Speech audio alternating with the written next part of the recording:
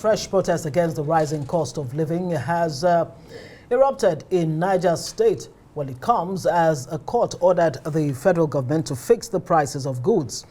Arise analyst Dr. Amadi joins us now for more on this. Good to see you. Congratulations. On the one hand, and on the other hand, we do have a problem, a challenge. Let's not call it a problem. Well, on our hands, a cost of living. Well, I mean, Femi Falana, a senior advocate of Nigeria, approached the Federal High Court in Lagos and got this, victory. Victory for consumers, you would say, but does it go far enough in terms of implementation? Will it be implemented, or can it be?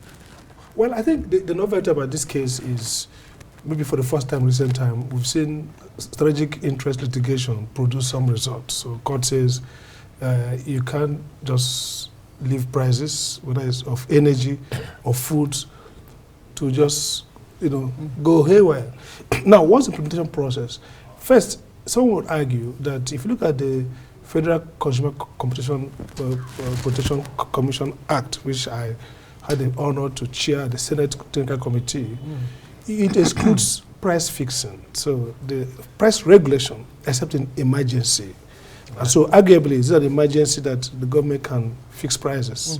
This is not the kind of emergency, maybe war, maybe calamity. So the basic competition law framework for Nigeria is you don't regulate price. You ensure level playing field. You ensure competitive pricing by ensuring there's no major acquisition or oligopoly or oligopolistic practices.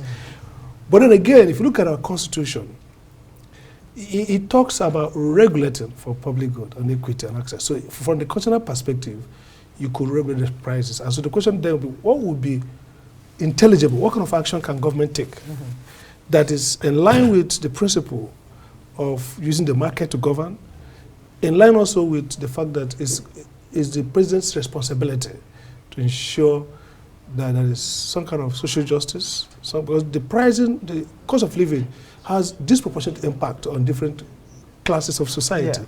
So I think there's a room now for intelligible programmatic action. So it won't be a case of the normal decision. Okay, court says, bingo, don't do this, do that. No, it's a case of now saying, government, tell us within the program of your regulatory actions, show us that you are getting things sorted out, and ultimately, the welfare of Nigerians, the economic social welfare is critical. So, good decision because it tells us that we can't just allow a free fall in the sense that livelihood is, deficiency is growing. People are basically come to the point of hunger and starvation, and that's not a constitutional, responsibility. That's not what the constitution intends to happen. Yeah. Dr. Amadi, I think there's a thin line. There seems to be a thin line between socialism and capitalism when you bring such to play. So how do you get into this to the extent that it doesn't look like we're tilting towards socialism? Yeah, first, socialism would basically take executive action to equalize status. This is not what it is saying. I think what they're saying is, look, do you have obligations? For example, energy pricing.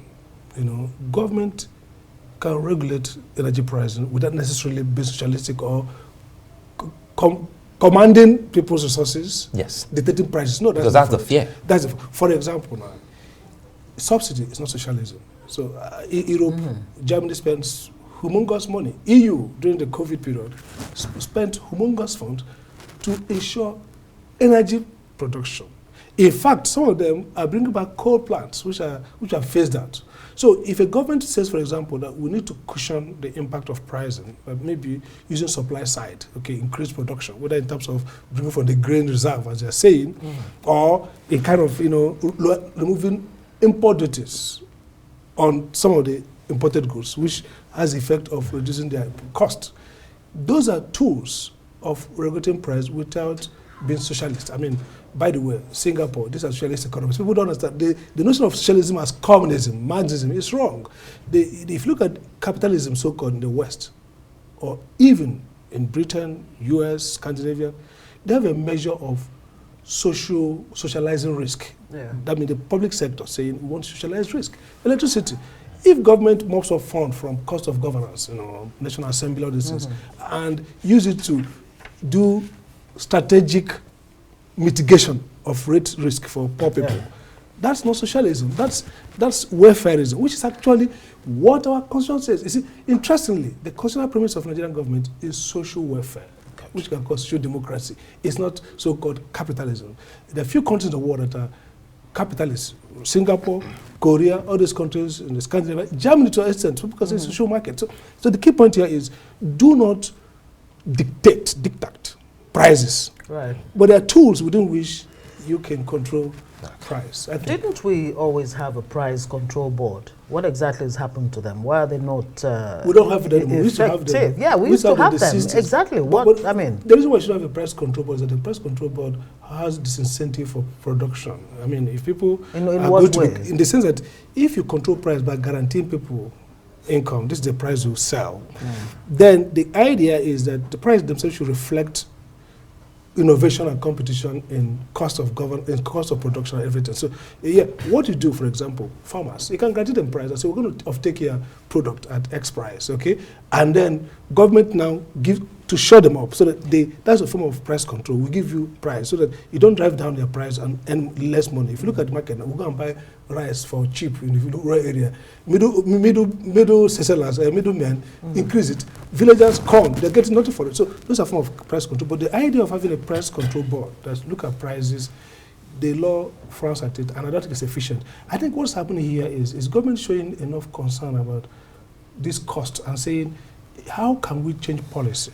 More production of food. If you control maybe transport cost, infrastructure cost of getting food to market, you reduce their probably cost. If you control banditry, increase food supply. Right. If you also reduce custom duties, waivers, you reduce cost of food. So I think that this suit should make government realize that you can't just be cavalier about this. You can't just say, we don't really care about whether beans is now 100,000 a bag. Well, government insists there's no food shortage.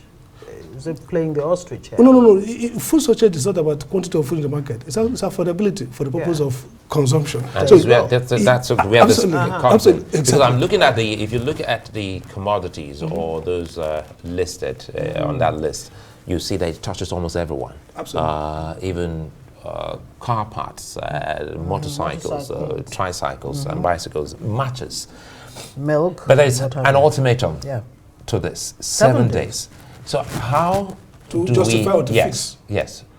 I think many of our judges, interestingly, are not trained in policy-oriented adjudication. I mean, you can't say fixed price in 7 days. They could say, come back to us and explain to us what you intend to do, programs, verifiable, to reduce cost of governance. And so my view is that this is interesting. Let's see how the higher court of appeal, or if there's an order against government, how they deal with it. Because we've not had that understanding about policy lawyering, which is to say, for example, the Ministry's government should explain. If you look at the way we allow fuel price to just go out of hand, government should come and take government. The government is failing obligation to protect the poor. I'll just give an example. You talk about foodstuff. If prices go up, look at the income disparity, inequality in terms of public income, public salaries. Okay, look at minimum wage. Look at how many people are trapped in the minimum wage corridor. Prices are going up. How are they going to live? So someone can question government's regulatory function and say, if you are going to allow prices to go up, you should allow the price of labor to go up. So if you are holding back the price of labor and you're allowing the price of other commodities, which capitalists, those who finance production, gain more. I mean, they can externalize those costs. You pay more. But how are the people who are trapped going to mitigate their exposure to higher prices? So if the only income they earn is that salary, and that salary is not rising with the cost. What is to happen very quickly to, the role of financial institutions? We've been told by the central bank that banks, deposit money banks are hoarding forex, for example, and it seems to be having a knock-on effect on the overall economy. It's a macroeconomic response of the federal government. I mean, they can use all kinds of tools, even open market operations, prudential guideline, enforcement rules. So the central bank at this point, need to look at, are those actions illegal? Are they reviewable, regulated? But certain things like taking people's deposits, like people talked about domestic account. I mean, it's going to trigger issues around violation of customer relationship and invasion. I know those kind are ruled off. But there are many tools. The key question for the lawyers who went to this court is that the actions to be taken are in the domain of the government. So failure to take those actions can be actionable to say, government, you failed in a major responsibility of the Constitution, Chapter 2 of the Constitution. By the way, it's not unenforceable. It's only unenforceable when you're trying to say, therefore, my life has been violated. But it's part of obligation of government officials to follow those Chapter 2 requirements in policy making. So the question is, justify to us why what are you doing to ensure that these poor class of Nigerians are not have access to. And that's why we should bring you back after 7 days, Dr. Sam Amadi. I'd like to thank you for your time as always. Yeah.